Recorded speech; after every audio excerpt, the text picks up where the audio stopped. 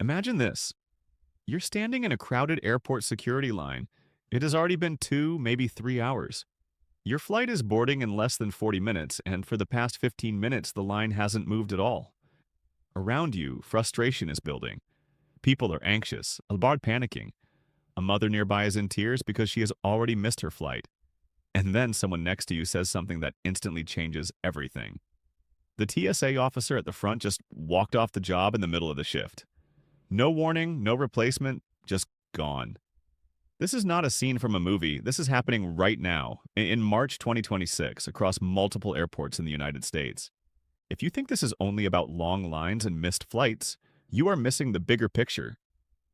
This situation goes far beyond travel delays. It directly affects your visa, your green card, your immigration case, and even your ability to enter or leave the country. The reason behind all of this is a major government shutdown. The Department of Homeland Security, the agency responsible for TSA, CBP, ICE, USCIS, the Coast Guard, FEMA, and the Secret Service, has been shut down since February 14th, 2026. That is more than a month without proper funding, and there is still no clear resolution in sight. The crisis began in late January 2026 after a controversial incident involving border enforcement officers. The situation quickly turned political, with lawmakers divided over how immigration enforcement should be handled moving forward. One side pushed for stricter oversight and major reforms, including limits on enforcement actions and increased accountability for officers. The other side argued that such demands would weaken national security and create unnecessary complications for law enforcement agencies. Negotiations continued, but no agreement was reached. A temporary funding measure expired, and at 12:01 a.m. on February 14th, DHS officially shut down. Now the consequences are being felt across the country, starting with airport security. Hundreds of TSA officers have already quit since the shutdown began. Many more are calling out or simply not showing up to work. In some airports, more than half of the scheduled staff have been absent on certain days. This has led to security lines stretching for hours.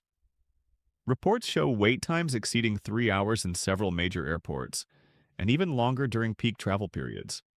Travelers are now being advised to arrive at least 3 to 4 hours early for domestic flights, and even earlier for international travel. And if you miss your flight because of these delays, airlines are not responsible. There are no refunds for government shutdown problems. What makes the situation even more serious is the possibility of airport closures. Officials have warned that if staffing shortages continue, smaller regional airports may be forced to shut down temporarily. These airports rely on minimum staffing levels to operate, and without enough TSA officers, they simply cannot function. This means that if your travel plans include a connection through a smaller airport, there is a real risk that your route could be disrupted entirely. At the same time, the financial pressure on government workers is increasing. Hundreds of thousands of DHS employees are still working without pay. Many of them have now missed full paychecks. And for lower-paid workers like TSA officers, this situation is becoming unsustainable. Some airports and local communities have even started collecting donations to support these workers, something that highlights just how severe the crisis has become.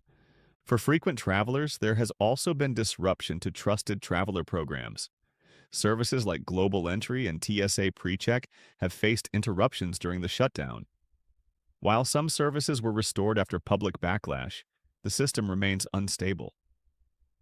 New applications and renewals may still face delays, and there is no guarantee that services will not be suspended again if the shutdown continues. For immigrants and visa holders, the situation is mixed. On the positive side, USCIS continues to operate because it is largely funded by application fees. This means that most immigration applications, including work visas, green card petitions, and naturalization cases, are still being processed. However, not everything is running smoothly. Certain programs that rely on other government departments may experience delays. Some immigration court hearings are being rescheduled, and systems used for employment verification could face disruptions if the shutdown continues for a longer period. Other parts of the Homeland Security system are also under strain. Emergency management services have scaled back non-essential operations, and several support services at airports have been suspended. While core enforcement agencies are still active, the overall system is clearly under pressure, operating with limited resources and growing uncertainty. If you are planning to travel to, from, or within the United States, this is the moment to be extremely careful. Arrive at the airport much earlier than usual. Always check the status of your airport and flight before leaving. Keep all your travel and immigration documents easily accessible. If you have any pending immigration case, monitor it closely and stay in contact with your legal advisor if necessary. Small mistakes or delays in this environment can quickly turn into major problems. There is also a human side to this crisis that many people are not considering. The officers you see at airport security are working under intense pressure, often without pay and with uncertain futures. While most remain professional, the stress is real. This is not the time to argue, complain aggressively, or create unnecessary conflict at security checkpoints. Staying calm and cooperative can make a significant difference in how smoothly your experience goes. As for when the situation will end, there is no clear answer. Multiple attempts have been made to pass a funding bill, but none have succeeded so far. Political disagreements remain unresolved, and negotiations appear to be stalled. If the shutdown continues, the impact will only grow stronger, especially as travel demand increases during peak seasons. The reality is simple. The system that supports air travel and immigration in the United States is currently under serious stress. Delays, uncertainty, and disruptions are now part of the experience.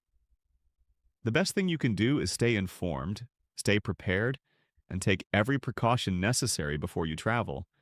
Because in a situation like this, being prepared is not just helpful, it is essential.